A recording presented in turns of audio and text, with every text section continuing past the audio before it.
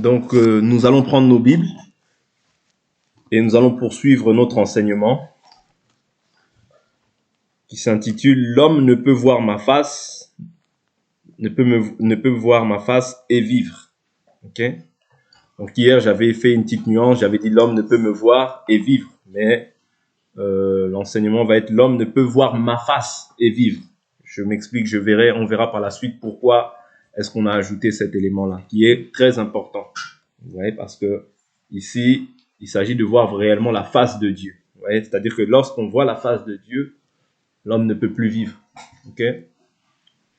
Voilà pourquoi les Israélites, dans Exode chapitre 20, lorsqu'ils ont vu Dieu, ils ont dit non, Moïse, toi, parle-nous.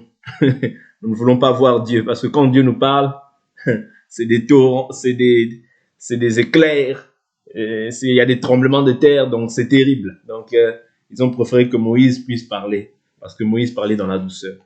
Donc, voilà. Donc, nous allons poursuivre notre enseignement, donc, qui s'intitule, je répète, « L'homme ne peut voir ma face et vivre ». Prenons toujours Exode, chapitre 33, verset 17. Exode 33, verset 17. Exode 33, verset 17. 33, 17. L'Écriture nous dit, « L'Éternel dit à Moïse, j'accomplirai aussi cette parole que tu as prononcée, car tu as obtenu ma faveur et je te connais par ton nom. » Moïse dit, « Fais-moi voir ta gloire. » L'Éternel répondit, « Je ferai passer devant ta face toute ma bonté et je proclamerai devant toi le nom de l'Éternel. Je fais grâce à qui je fais grâce et j'ai compassion de qui j'ai compassion. » Il ajouta, « Tu ne pourras pas voir ma face, car l'homme ne peut me voir et vivre. » L'Éternel dit, « Voici un endroit près de moi. Tu te tiendras sur le rocher.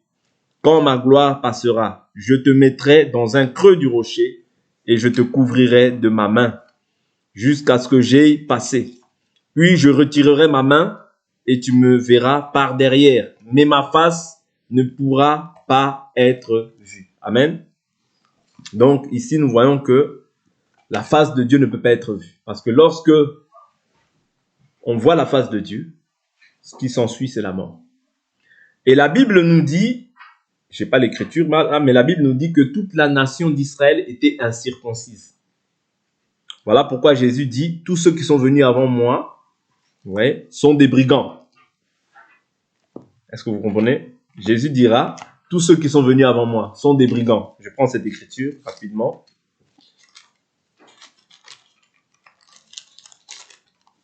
Je prends cette écriture, je crois que c'est, si c'est pas Matthieu, c'est Jean.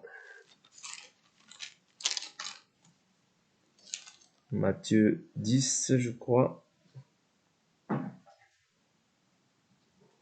Matthieu 10, ou c'est Jean 10. Non, c'est Jean, ça doit être Jean. Jean 10, je regarde dans Jean. Si c'est pas Jean, je vais la dire de la bouche et on pourra toujours la prendre même peut-être demain. Jean 10.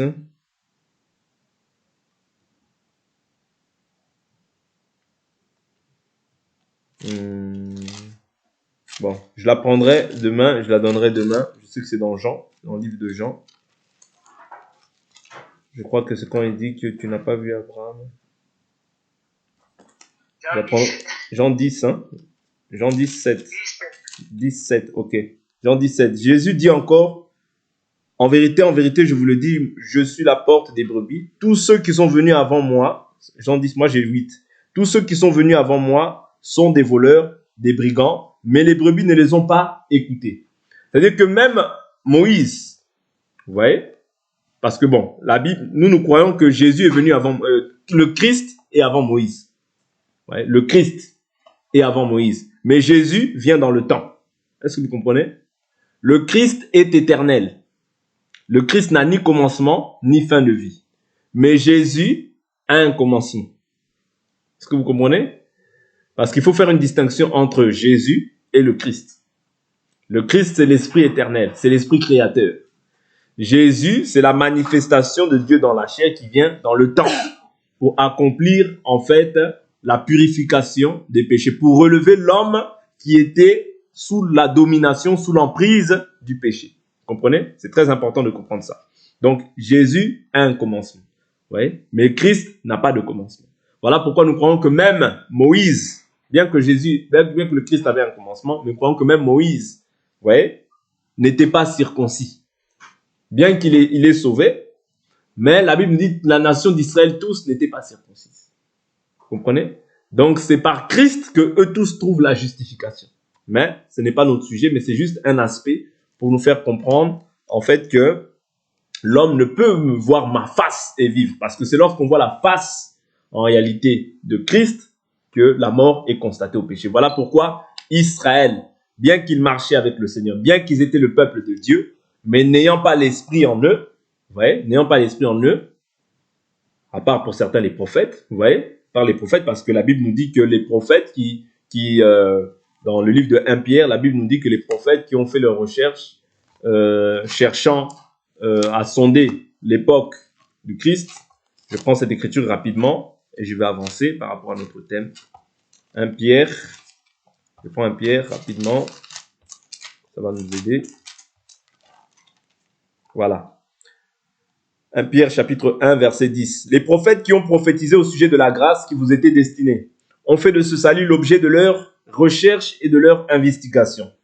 Ils se sont appliqués à découvrir à quelle époque et à quelles circonstances se rapportaient les indications de l'Esprit de Christ qui était en eux et qui d'avance attestaient les souffrances de Christ et la gloire qui s'en suivrait. C'est-à-dire les prophètes dans l'Ancienne Alliance, ils avaient le Saint-Esprit. Mais le Saint-Esprit n'était pas permanent comme aujourd'hui. C'est-à-dire aujourd'hui, le Saint-Esprit vit en permanence en nous. Vous comprenez? Donc, je veux arriver en fait dans ce que je veux développer par la grâce de Dieu. Donc ici, nous voyons que Dieu dit l'homme ne peut me voir et vivre. Ne peut voir ma face. Parce que quand tu vois la face de Dieu, en réalité, la mort doit être constatée. Ici, la mort que nous avons exprimée, ce n'est pas une mort physique. Non. C'est une mort au péché. Pourquoi? La Bible nous dit, prenons le livre, prenons rapidement le livre, prenons le livre d'Éphésiens. Éphésiens chapitre 2. Éphésiens 2. Éphésiens 2. La Bible nous dit, pour vous, vous étiez morts par vos fautes et par vos péchés, dans lesquels vous marchiez autrefois, selon le cours de ce monde, selon le prince de la puissance de l'air, cet esprit qui agit maintenant dans les fils de la rébellion. Vous voyez? Nous tous aussi, nous étions de leur nombre, et nous nous conduisions autrefois selon nos convoitises charnelles. Nous exécutions les volontés de notre chair et de nos pensées. Vous voyez? C'est-à-dire qu'on exécute les volontés de notre chair et de nos pensées. C'est par ça que nous étions morts, en réalité. Vous voyez? Autrefois, quand je vivais dans le péché, je vivais comme ça, de cette manière. Et cela, en fait, par nature, j'étais ennemi de Dieu. Vous comprenez? J'étais ennemi de Dieu parce que je marchais d'une manière toute humaine. Je continue. Il dit, de nos pensées, et nous étions par nature des enfants de colère, comme les autres. Mais Dieu est riche en miséricorde à cause du grand amour dont il nous a aimés. Nous qui étions morts par nos fautes, il nous a rendus à la vie avec le Christ. C'est par grâce que vous êtes sauvés. Il nous a ressuscités ensemble et fait asseoir ensemble dans les lieux célestes en Christ Jésus, afin de montrer dans les siècles à venir la richesse surabondante par sa grâce, par sa bonté envers nous en Christ Jésus. Vous voyez? Donc ici, nous comprenons que autrefois, nous étions morts par nos fautes, par nos offenses, par notre manière d'agir, par la nature qui habitait en nous. C'est ça qui a créé la mort et qui crée en fait la haine de Dieu vis-à-vis de l'homme. Vous voyez? Parce que tu marchais d'une manière qui était en opposition à Dieu. Voilà pourquoi quand tu marches par la chair, tu ne peux pas en fait prétendre être mort. Parce que lorsque tu rencontres, quand tu vois Dieu, Dieu doit combattre ta chair. C'est ce que nous avions dit hier verbalement, dans Galates chapitre 2 verset 20, la Bible nous dit je suis crucifié avec le Christ. Ce n'est plus moi qui vis, c'est Christ qui vit en moi. C'est-à-dire quand je suis crucifié, Christ est mort au bois. Qu'est-ce qui est mort au bois? C'est le Christ? Non, c'est la chair. Ouais, c'est la chair qui est mort au bois. Vous comprenez? De la même manière aussi, nous, quand nous nous chargeons notre croix, cette chair doit être maintenant crucifiée. Est-ce que vous comprenez? C'est ça, la mort dont il est question. C'est-à-dire que quand tu vois Dieu, la chose qui doit se passer, c'est la mort au péché, la mort au désir du monde. Parce que voilà pourquoi la Bible nous dit, n'aimez pas le monde, ni les choses qui sont dans le monde. Si quelqu'un aime le monde, l'amour du Père n'est pas en lui. Ouais? C'est-à-dire, aimer le monde te rend directement ennemi de Dieu. Directement. Ouais. Voilà pourquoi, dans d'autres termes aussi, Pharaon, lorsque Moïse sort d'Égypte, qu'est-ce qu'il dit? Il y a deux faces. Ici, c'est le problème des faces maintenant. Le problème qui se joue maintenant, c'est le problème des faces. Pharaon, il dit quoi à Moïse? Va, sors d'Égypte, car le jour où tu reverras ma face, tu mourras. Oh. Pharaon redit la même chose que le Seigneur. Le Seigneur aussi dit, l'homme ne peut voir ma face et vivre. Pharaon aussi dit, le jour où tu reverras ma face, tu mourras.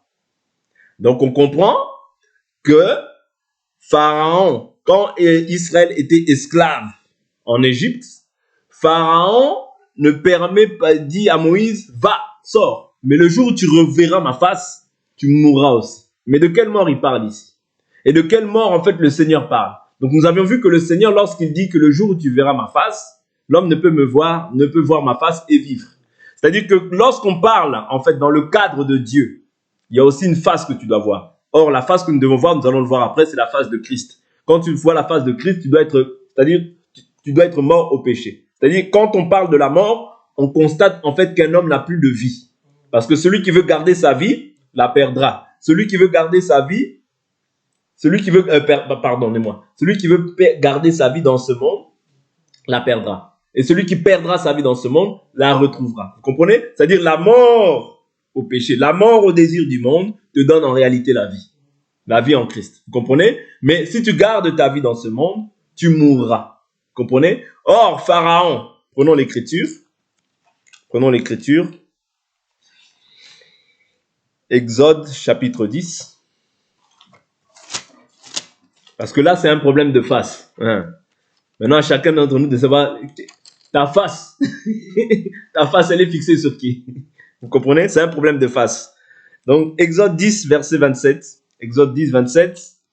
L'Écriture dit, l'Éternel endurcit le cœur du Pharaon. Et le Pharaon ne voulut pas les laisser partir. Là, il s'agit des Israélites. Vous comprenez? Les Israélites, nous savons qu'ils étaient esclaves en Égypte. Et Dieu, en fait, a suscité Moïse. Et par Moïse, il a envoyé des plaies pour que les Israélites puissent sortir d'Égypte. Mais maintenant, qu'est-ce que Pharaon dit? Parce que Pharaon, ici, c'est l'image, nous le typifions comme étant l'image du diable. Vous comprenez? Donc il dit, au verset 28, dit, le Pharaon dit à Moïse, sors de chez moi, garde-toi de revoir ma face, car le jour où tu verras ma face, tu mourras. Tu l'as dit, répliqua Moïse, je ne reverrai plus ta face. Vous voyez? Il dit, le jour où tu reverras ma face, tu mourras. Or, ici, revoir la face du Pharaon, c'est quoi? C'est simplement retourner en fait dans les choses que tu as voulu. Est-ce que vous comprenez? C'est-à-dire revoir la face, c'est repartir en fait dans les choses du monde. Voilà pourquoi la Bible est claire. Pharaon dit que le jour où tu verras ma face, tu mourras. C'est-à-dire que le jour où tu retourneras là-bas, la mort aussi, c'est-à-dire la vie que tu étais censé manifester, qui était en fait une séparation d'avec le péché, quand maintenant toi tu repars ravaler les choses que tu as vomi, la mort va être constatée. Est-ce que vous comprenez? La mort aussi va être constatée. Mais il s'agit maintenant de quelle mort? C'est-à-dire, tu es parti ravaler les choses que tu as vomi. Tu étais censé maintenant être libre, être délivré de toute la malédiction qui planait sur ta vie, recevoir la vie. Mais lorsque maintenant tu revois la face de Pharaon, c'est alors qu'on va voir maintenant une personne qui marchait bien, mais qui maintenant met des cheveux blancs. Il met des cheveux jaunes. Il met des jeans déchirés. Oh, mais qu'est-ce qui ne va plus? Non, mais ces temps-ci, c'est comme ça. Il faut être fashion.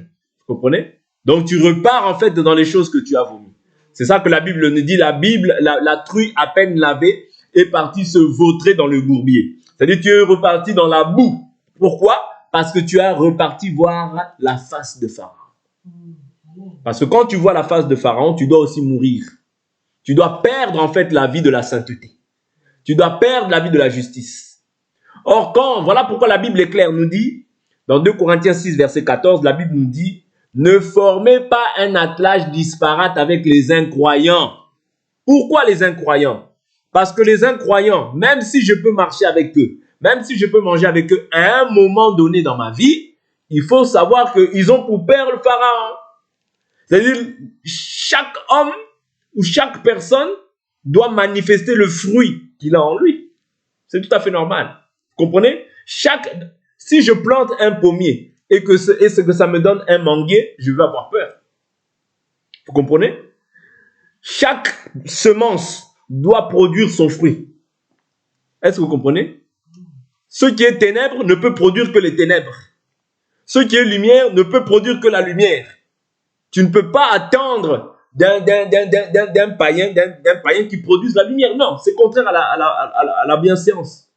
Voilà pourquoi la Bible nous dit, ne formez pas un attelage disparate avec les incroyants. Oh non, Jésus aussi, il était parti manger avec les prostituées. Tu n'es pas Jésus. Parce que Jésus, lui, n'a pas péché. Mais quand toi, tu vas te livrer à des blagues, à des choses qui n'édifient pas, tu vas pécher. Est-ce que vous comprenez? Parce que la Bible, d'autre part, parce qu'il y a notre constitution à nous, la constitution des citoyens du royaume céleste. Parce que nous sommes des citoyens du royaume céleste. Tu n'es pas n'importe qui, frère. Tu as l'identité du ciel, frère. Notre constitution à nous interdit formellement les alliances avec les gens du dehors. Nous sommes une race. S'il y a le vrai racisme, c'est chez nous. S'il y a le vrai racisme, c'est chez nous. C'est-à-dire, nous, on ne se marie pas avec les gens du dehors, jamais. Nous, on ne fait pas d'alliance avec les gens du dehors, jamais. Jamais. Et il faut être fier de ça. Parce que quand Dieu voit ça, il dit bravo. Donc moi aussi, je dis bravo, je dis amen aussi. Parce que quand Dieu voit ça, il dit voilà, ça, ce sont les gens qui sont mis à part pour moi. Tu dois être fier de ta race. Tu dois être fier de ta race. Pourquoi? Parce que toi, nous sommes la race royale. Nous sommes la race royale, nous ne sommes pas n'importe qui. La Bible nous dit que tu es citoyen du royaume céleste. Toi, tu es d'en haut, tu n'es pas d'en bas. Mais comment toi, tu t'attaches toujours aux choses d'en bas? Non. Voilà pourquoi la Bible nous dit ne formez pas un attelage disparate avec les incroyants. Car quelle part le croyant a-t-il avec l'incroyant? Quel rapport y a-t-il entre les ténèbres et la lumière? Quelle part y a-t-il entre Christ et Bélial? Entre la lumière et les ténèbres? Entre le temple de Dieu et les idoles? Pourquoi les idoles? Parce que ceux qui sont animés de l'esprit du diable, ils vont toujours en fait t'amener vers des choses qui sont liées à l'idolâtrie. Vous comprenez? Ils vont toujours te ramener en fait pour voir la face de Pharaon. Tu peux être avec un ami, il te montre les choses pornographiques. Ah, regardez. Pourquoi? Parce que dans son esprit, il a en fait la nature du Pharaon. Est-ce que vous comprenez? C'est pourquoi tu dois te préserver. Tu dois te préserver. La Bible ne nous dit pas d'une manière formelle de quitter le monde. Non, c'est pas ce que la Bible nous dit. Mais la Bible nous dit, heureux l'homme qui ne marche pas selon les conseils des méchants, qui ne s'assied pas en compagnie des moqueurs. Or, qui est méchant? Est méchant, toute personne qui est dépourvue de l'esprit, c'est un méchant. Même s'il t'offre des gâteaux, même s'il te donne 1000 € chaque mois, c'est un méchant. C'est un méchant. Pourquoi? Parce que méchant, c'est celui qui n'a pas le Saint-Esprit. C'est un méchant. Ah, lui, vraiment, il exagère. Oui, c'est la Bible.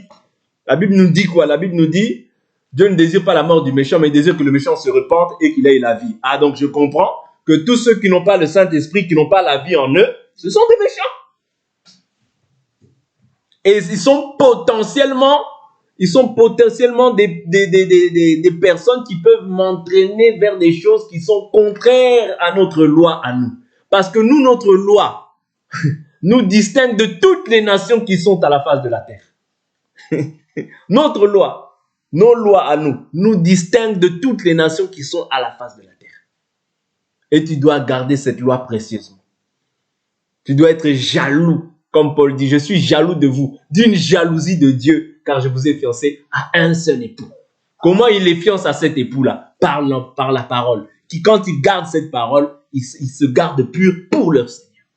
Et c'est ça que nous devons nous efforcer à faire pour ne pas voir la face du Pharaon. Parce que Pharaon, lui, il a un seul désir, c'est de revoir ta face et que tu meurs. Est-ce que vous comprenez?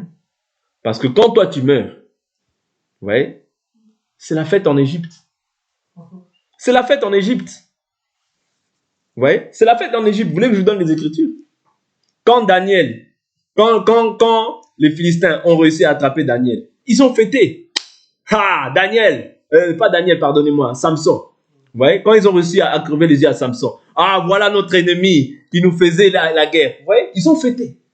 Hein, croyez-moi, ils ont fêté. Voilà pourquoi il y a beaucoup de gens qui attendent simplement que tu tombes pour qu'ils puissent dire, voilà, celui-là maintenant, hein, qui parle encore, non? Lui, Jésus, Jésus. Ils vont fêter, je vous dis, ils vont fêter. D'ailleurs, nous avons vu ça. Il y a une sœur qui a fait un songe où les gens, ils nous voyaient partir. Ils ont commencé à fêter. Parce qu'on était partis. Vous comprenez? C'est simplement pour vous dire que nous devons nous garder purs. Quand tu as accepté, la Bible nous dit, celui qui met la main à la charrue et qui regarde derrière n'est pas digne de moi. Or, nous avions vu aujourd'hui comment est-ce que tu n'es pas digne du Seigneur. Nous avions vu cela dans 1 Corinthiens 3. La Bible nous dit, parce que quand tu agis ainsi, c'est comme si tu vas revoir la face de Pharaon. Est-ce que vous comprenez? Je vous avais dit que la Bible a 4 parlers. Nous, on a 4 langues chez nous. Vous voyez, c'est pas chez tout le monde, chez nous. C'est pas pour tout le monde. Ça, c'est la nourriture des Hébreux. C'est pas réservé à tout le monde. Non. La Bible nous dit, ne donnez pas ne donnez pas les choses saintes aux chiens et ne jetez pas vos perles aux pourceaux. Est-ce que vous comprenez? Toi, tu es un saint, tu n'es pas un chien. Autrefois, tu étais un chien, mais maintenant, tu es saint.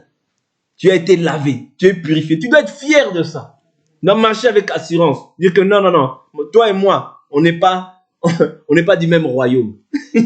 On n'est pas du même royaume, frère. Ah oui, on n'est pas du même royaume. Toi, tu es citoyen du royaume céleste. N'oubliez jamais ça. Tu es citoyen du royaume céleste. Tu as l'identité du ciel, frère. Blaguez. Moi, je ne suis pas comme tout le monde. 1 Corinthiens chapitre 3. Nous avions pris le verset 1. La Bible nous dit, pour moi, frère, ce n'est pas comme à des hommes spirituels que j'ai pu vous parler, mais comme à des hommes charnels, comme à des petits enfants en Christ. Je vous ai donné du lait, non de la nourriture solide, car vous ne pouviez pas la supporter, vous ne pouvez pas, même à présent, parce que vous êtes encore charnels. Vous voyez, ce qui fait défaut dans la marche, c'est lorsqu'on se confie dans la chair, lorsqu'on consulte la chair, lorsqu'on marche d'une manière toute humaine, lorsqu'on marche selon nos pensées. C'est ça qui nous détruit, c'est ça qui nous déroute, c'est ça qui fait que nous ne puissions pas avancer correctement. Vous voyez? C'est très important parce que maintenant il énumère, comme j'avais dit hier, il dit, en effet, puisqu'il y a parmi vous de la jalousie, de la discorde, n'êtes-vous pas charnels? Vous voyez, quand il y a ces sentiments qui naissent en nous, c'est ça en fait qui éloigne aussi le Seigneur. Pourquoi? La Bible nous dit, ça c'est Ésaïe 58 je crois, ou 59, qui nous dit, la main de l'Éternel n'est pas courte pour sauver, mais ce sont vos péchés qui vous éloignent de moi. Vous voyez, c'est-à-dire le péché attriste le Saint-Esprit, mais éloigne aussi la présence de Dieu. Voilà pourquoi il nous faut absolument que nous fassions tous un travail sur nous-mêmes afin de mourir en fait à ce qui est de l'ancienneté de vie. Parce que ces sentiments-là ne sont pas des bons sentiments. La Bible nous dit, ayez en vous les sentiments qui étaient en Christ. Lui qui était l'égal de Dieu, mais il n'a pas pris comme une proie à arracher d'être égal à Dieu, mais il s'est dépouillé en lui-même en prenant la condition d'un esclave. Vous voyez? La Bible dit que l'humilité vous fasse voir les autres comme étant plus grands que vous-même. Ça ne fait rien. C'est des signes d'humilité. Et Dieu est glorifié quand on agit ainsi.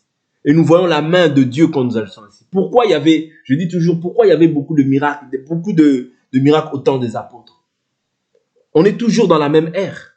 Mais pourquoi aujourd'hui il n'y a pas ça? C'est parce que les gens se haïssent. Les gens se détestent. Oui. Les cœurs aiment Dieu profondément, mais les cœurs aussi aiment aussi se haïr, se détester. Et c'est ça qui fait défaut dans la marche. C'est ça qui fait défaut. Je vous dis la vérité, c'est ça qui fait défaut. Or, la Bible vient, Jésus lorsqu'il vient, il vient pour ôter toute plante que le Père n'a pas plantée, afin qu'elle soit déracinée. Toute la méchanceté de nos cœurs, afin que nous apprenions à marcher maintenant selon Dieu et non plus selon notre propre volonté. Parce qu'en agissant ainsi, en fait, on repart voir. C'est comme si tu vas consulter encore Pharaon. Est-ce que vous comprenez? Parce qu'on consulte Pharaon. Comment est-ce qu'on voit la face de Christ? C'est quand on marche maintenant par l'esprit. Mais quand on consulte la chair, on consulte Pharaon, frère. Vous voyez? Parce que la Bible est claire, Dieu a condamné le péché dans la chair afin que nous ne vivions plus selon la chair, mais selon l'esprit. Vous voyez? Le péché réside dans la chair. La méchanceté, ça réside dans la chair. Le mauvais cœur, ça réside dans la chair. La jalousie, la haine, l'orgueil, ça réside dans la chair, frère. Voilà pourquoi quand tu sens ces choses-là en toi, comprends que c'est un désir de la chair. Même si tu dis non, moi je ne marche pas par la chair. Non, moi je ne marche pas par la chair. Non, moi je suis spirituel. Je suis spirituel. Mais dès lors où ton cœur manifeste ces choses-là et que tu comment dire, tu t'adonnes à ces choses-là, comprends que tu es en train de moi consulter ta chair. Ta chair, c'est Pharaon. Ta chair, c'est Pharaon, frère. Voilà pourquoi le diable, nous croyons qu'il envoie des traits enflammés de l'ennemi. Mais pour résultat, c'est quoi? Le but, l'objectif final, c'est que tu puisses maintenant mourir. Et nous avions vu comment est-ce que le péché se manifeste dans la vie de l'homme. Jacques, chapitre 1.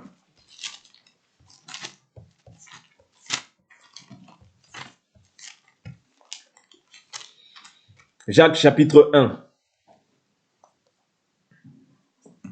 Verset 13. Que personne, lorsqu'il est tenté, ne dise c'est Dieu qui me tente, car Dieu ne peut être tenté par le mal et ne tente lui-même personne. Mais chacun est tenté par ce que sa propre convoitise. Vous voyez? La convoitise. Beaucoup dans le désert sont morts à cause des convoitises. Akan, il a convoité le manteau des Shinéars. Mais au lieu de s'en arrêter là, non. Parce que la convoitise, c'est une première porte. C'est une première flèche que l'ennemi envoie pour voir si maintenant tu es disposé à pouvoir résister. Voilà pourquoi la Bible nous dit, soumettez-vous à Dieu, résistez au diable. Comment tu vas résister? La Bible nous dit, veillez et priez afin de ne pas entrer en tentation. L'esprit est disposé, mais la chair est faible. Est-ce que vous comprenez? C'est dans la chair que réside le mal, tout le mal de l'homme. Quand tu vois les meurtres, quand tu vois les gens qui vont braquer les banques, quand tu vois les gens qui font ceci ou cela, c'est dans la chair. Voilà pourquoi quelqu'un qui marche d'une manière charnelle, c'est un homme mais très dangereux. Très dangereux, je vous dis vrai. Oui. Très dangereux, pourquoi? Parce que il est imprévisible. Quelqu'un qui marche dans la chair, il est imprévisible. Oui. Quelqu'un qui marche sur la chair, il est imprévisible. C'est un danger public. Parce qu'il a l'apparence de la piété, mais il renie ce qui en fait la force. Or, ce qui fait la force de la piété, c'est quoi? C'est l'observation des règles et la pratique. Voilà pourquoi Jacques nous dit, ne vous bornez pas à écouter, mais pratiquez la parole. Vous comprenez? Or, pour pratiquer la parole, c'est une violence que tu dois t'appliquer. C'est une violence parce que la chair n'aime pas. La chair n'aime pas ça, je vous assure. Même nous, humainement parlant, nous n'aimons pas ça. Qui va aimer tu es là, tu pries. La chair n'aime pas ça. C'est une violence. Tu dois violenter cette chair. Même pour nous réunir là, c'est une violence. Vous croyez qu'il y aura toujours quelqu'un, oh non, oh non, oh non. Non, on doit se faire violence. C'est une violence. Je continue l'écriture. Il dit, donc nous voyons la convoitise. Voilà pourquoi dès lors où tu sens la convoitise, une pensée qui monte dans ton cœur, qui n'est pas conforme à la volonté de Dieu, qui ne s'accorde pas avec ce que Dieu dit, comprends que c'est le diable. Résiste à cette pensée. Même si elle monte encore dans ton cœur, même si elle commence à chatouiller ton cœur, non, résiste. Résiste, ma soeur, résiste, mon frère. Parce que Dieu t'aime. Et Dieu, quand il t'aime, il te donne la capacité aussi de pouvoir résister à toutes les difficultés que le diable envoie dans ta direction. L'attire, c'est-à-dire la convoitise, elle a pour but de quoi? De t'attirer. Ok? Et de te séduire. J'aime beaucoup aller au jardin, dans le jardin. Dans le jardin, le diable vient. Il lui dit, Dieu a-t-il réellement dit? Vous voyez? Dieu a-t-il réellement dit? vous ne mangerez pas de cet arbre.